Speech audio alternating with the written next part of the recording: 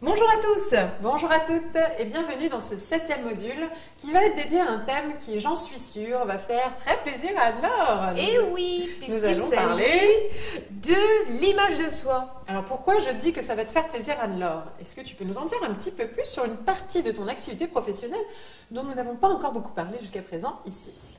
Eh bien oui, puisqu'en fait au début, quand on a appris à se connaître avec Cécile, ma principale activité c'était le coaching en images.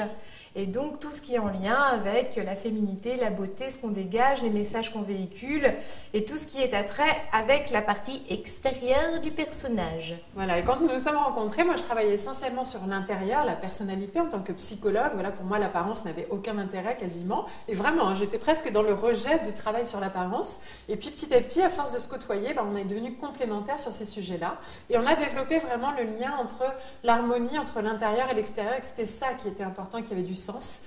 Moi, ça m'a permis d'accepter qu'on puisse se faire beau, se prendre soin de soi, faire attention à sa façon de s'habiller, etc., se maquiller, se coiffer, dans le sens où ça nous fait du bien, où ça nous aide à être nous-mêmes, à dégager des bons messages. Et toi, de ton côté? Alors moi de mon côté, évidemment, quand j'ai appris d'abord toute la théorie, je trouvais ça super chouette parce que j'ai toujours été sensible à toutes ces petites choses de girly un peu. Et puis, mais par contre, je trouvais quand même qu'il manquait quelque chose de plus profond parce que justement, moi la première, la théorie, ouais, c'est une chose, mais moi si j'ai envie de porter du rond et que la théorie me dit que non, parce que mes bras sont comme ça, et ben je dis non, je veux porter du rond quand même parce que c'est moi, je suis ronde. Voilà, donc travailler sur l'image de soi, le regard des autres, donc tout ce qui est coaching en image, c'est un sujet aussi que vous pouvez aborder dans un atelier du bonheur, mais bien évidemment sous un angle très positif, et c'est possible parce que nous avons introduit du coup maintenant largement le coaching positif au sein du coaching en image positif, et donc on va vous partager quelques idées d'exercices à proposer en atelier qui sont vraiment hyper sympas à vivre. Encore plus, j'ai envie de dire, entre filles en général, mais même avec des hommes, on a eu des bons résultats avec des hommes, c'est très intéressant aussi. Tout à fait. Alors, déjà, on peut démarrer par un retour d'expérience qui a été réalisé. Donc là, si on reprend une partie théorique à proposer, parce qu'il faut quand même qu'il y ait un intérêt, on vous rappelle, la théorie, elle est importante quand même, même si on peut sortir, la théorie, elle est là. Et donc, une étude qui a été réalisée, c'était pour savoir si la beauté était un critère de bonheur, tout simplement. Voilà. Est-ce que la beauté rend heureux? Est-ce que, au contraire, le bonheur rend beau? Voilà, dans les deux sens. Exactement. Donc là, déjà, il a fallu, pour réaliser cette étude, déjà justifier le mot beauté. Parce que c'est pas simple, c'est quelque chose de complètement subjectif. Et du coup, c'est assez compliqué. Et là, il y a une chose qui est revenue, c'est-à-dire qu'on a posé la question à un groupe d'hommes. Alors, selon vous, quelles seraient les plus belles femmes, etc. Il y a un détail qui est revenu, un seul, c'est la courbe de tes hanches. Mesdames, si vous avez une bonne courbe, parce qu'il y a un chiffre précis. Le pourcentage entre la largeur de la taille et la largeur des hanches. Tu es donc féconde, et dans l'inconscient de l'homme, tu es donc une belle femme. En restant poli. Ah oui, c'est ça. Donc, je me suis retenue. Voilà, par rapport à des photos comme ça, les hommes, toutes les femmes qui étaient les plus belles avaient ce point commun. Même s'il y avait d'autres points communs, celui qui ressortait le plus, c'était la proportion de la taille et des hanches. Donc dans ce premier cas d'étude, on a pris un groupe de femmes qui avaient ce fameux critère de beauté et on leur a posé la question sur une échelle de 1 à 10, comment vous pourriez vous situer dans votre niveau de bonheur? 10 étant wouhou, c'est la fête tous les jours, 1 étant j'ai une marge de progression devant moi. Puis on a posé la même question à des personnes qui, elles, ne correspondaient pas forcément à ces critères de beauté, qui pouvaient avoir soit du surpoids, soit une proportion pas forcément égale, soit être trop mince. Il n'y a pas d'histoire de taille, de poids, etc. Mais en tout cas, qui paraissaient peut-être moins belles selon ces critères-là. Et se trouve que dans cette première partie d'étude, le niveau de bonheur était égal dans les deux groupes. Donc, il y avait des gens heureux des deux côtés et des gens moins heureux des deux côtés. Donc il n'y a pas de lien significatif. A priori, le bonheur ne rend pas plus beau, la beauté ne rend pas plus heureuse dans ce type de critères-là. En revanche, on a été un peu plus loin dans cette étude. On a pris par contre donc un groupe de personnes avec certains types de personnalités. On prend des personnes qui vont être un petit peu citadines dans l'âme, mais qui vivraient par exemple en campagne, et inversement, des filles un peu moins sur le look, peut-être un peu plus rondes, pourquoi pas, en tout cas des femmes qu'on pourrait voir plutôt dans le milieu rural qui étaient en ville. Et donc du coup, en fait, ce qui se passe, c'est que les personnes qui sont en ville, en règle générale, quand elles sont dans un style citadin, sont plus épanouies, et là c'est clairement significatif, que les personnes qui ne sont pas dans un style citadin en ville. À l'inverse, à la campagne, les femmes qui sont plus citadines se sentent moins heureuses que les femmes qui sont moins citadines. Et donc en général, les citadines ont le critère de beauté et les non-citadines n'ont pas le critère de beauté. Donc ce qui rend le plus heureux, pour conclure, le plus beau et le plus heureux, quel lien y a-t-il? C'est qu'en fait, c'est quand on est entouré de gens à qui on ressemble et qui nous ressemblent. Le besoin d'appartenance. C'est ça. Donc le lien social privilégie le tout. Je me sens belle quand je me sens entourée de gens qui me ressemblent. Je trouve beau les gens où il y a quelque chose, un style qui me ressemble. Évidemment, si je suis citadine, je ne vais pas trouver très belle forcément la campagnarde. Et la campagnarde va trouver un peu trop hautaine la citadine.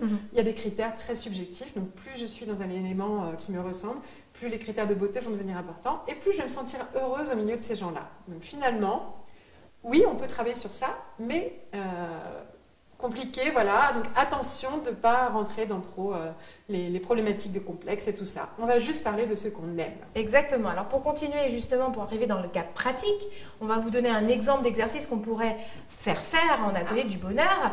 Alors vous allez donner par exemple une feuille à chacune des participantes, vous installez des feutres partout sur la table, vous mettez une petite musique sympathique avec votre énergie du moment, donc ça peut être une musique soit douce, relaxante ou plutôt au contraire en ayant tenu compte d'ailleurs de l'ambiance du groupe, la dynamique du groupe dont on a parlé. Et il y a toujours d'ailleurs plusieurs types de musique parce que ça peut changer et évoluer durant l'atelier.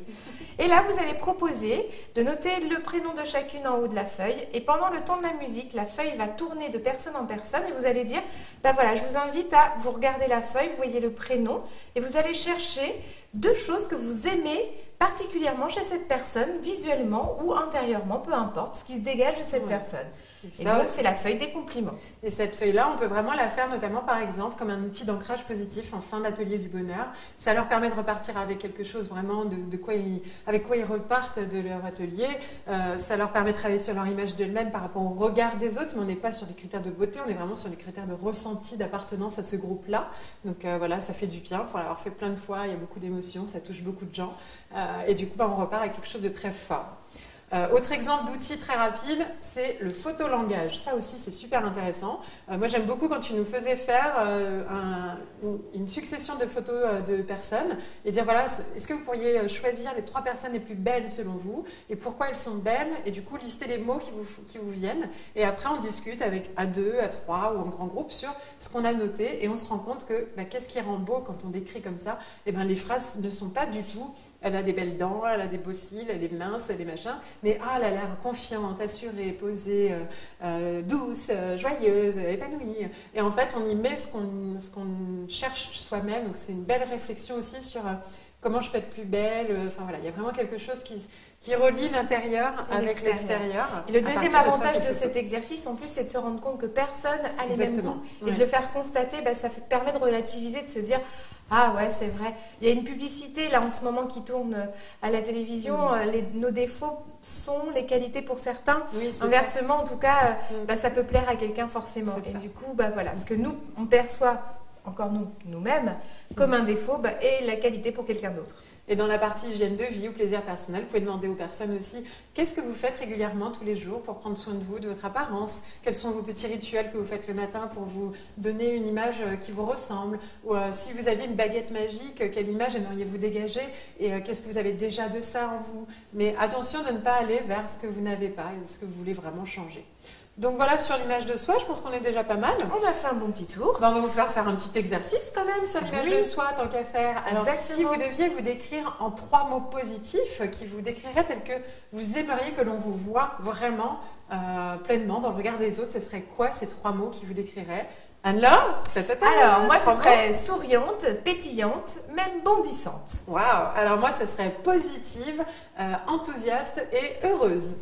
Voilà les 3 mots c'est les mots que l'on aimerait que les gens nous renvoie, qu'on ait l'impression qu'on dégage. C'est aussi ça l'image de soi. C'est pas que forcément de la beauté. Même si on pourrait aussi dire j'aimerais qu'on me trouve rayonnante, belle, voilà, souriante. Voilà. Donc ça peut être les deux. Il n'y a pas un qui est bien. C'est l'ensemble qui compte, c'est l'harmonie. Voilà pour aujourd'hui. Donc on vous retrouve très vite pour la suite. À très vite.